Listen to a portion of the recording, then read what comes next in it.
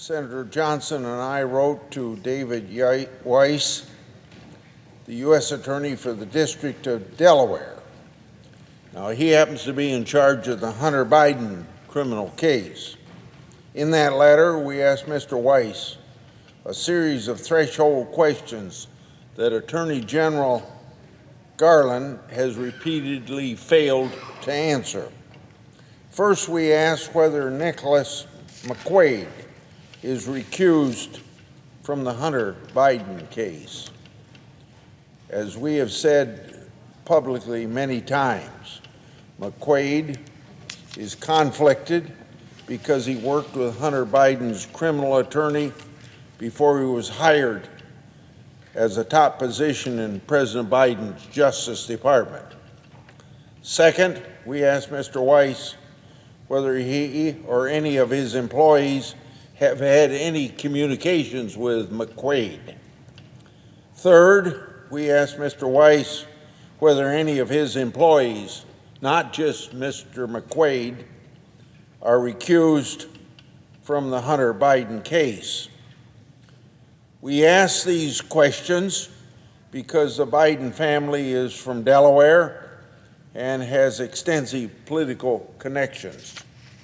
Notably, Hunter Biden told his business partners, quote, "I'll bring suit in the Chancery Court in Delaware, which, as you know, is my home state, and I'm privileged to have worked with and know every judge in the Chancery Court," end of quote.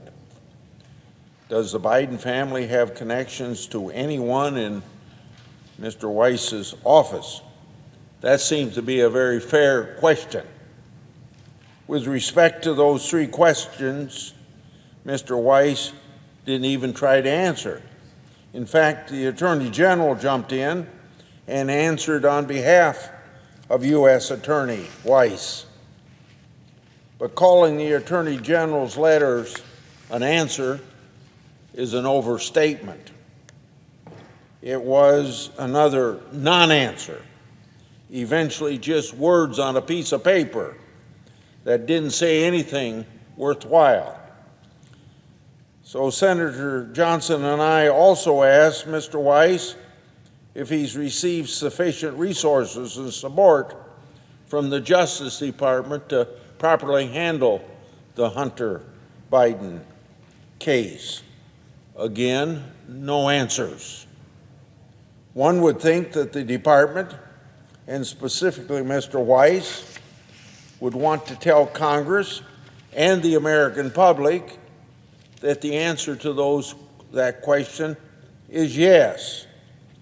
The failure of Mr. Weiss to answer that very important question adds to the growing concern and public concern that the Justice Department is pulling the punches on the Hunter Biden case. We also asked Mr. Weiss whether he's discussed the need for a special counsel or an independent counsel to properly investigate the Hunter Biden case. Again, no answer.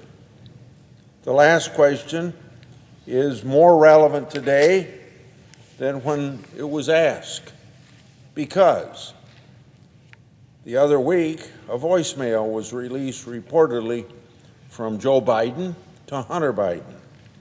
In it, Joe Biden repeatedly left a message about a New York Times article that involved Hunter Biden's dealings with Yi Jinping. That business associate is closely connected to the communist Chinese regime. Joe Biden told his son, quote, "I think you're clear," end of quote. Well, that message appears to show that Joe Biden was aware of Hunter Biden's business deals and relationships. So, the White House strategy for the president to continue to deny knowledge of these business relationships falls very flat. On June 30th, 2021, and on June 28th, 2022, Senator Johnson and I wrote to the White House counsel. We wrote about then Vice President Biden's use of non-government email to transmit government information to Hunter Biden. The White House's counsel's office refuses to answer whether President Biden still communicates government business to Hunter Biden, among other questions that we posed. So what do we get? More stonewalling. Most recently, on July the 7th this year, Senator Johnson and I wrote to the Attorney General, FBI Director, and U.S. Attorney Weiss. In our letter, we ask again about recusals of Hunter Biden's case. We also noted that recent reporting on Hunter Biden showed more connections between him and foreign nationals, this time Russians and Ukrainians.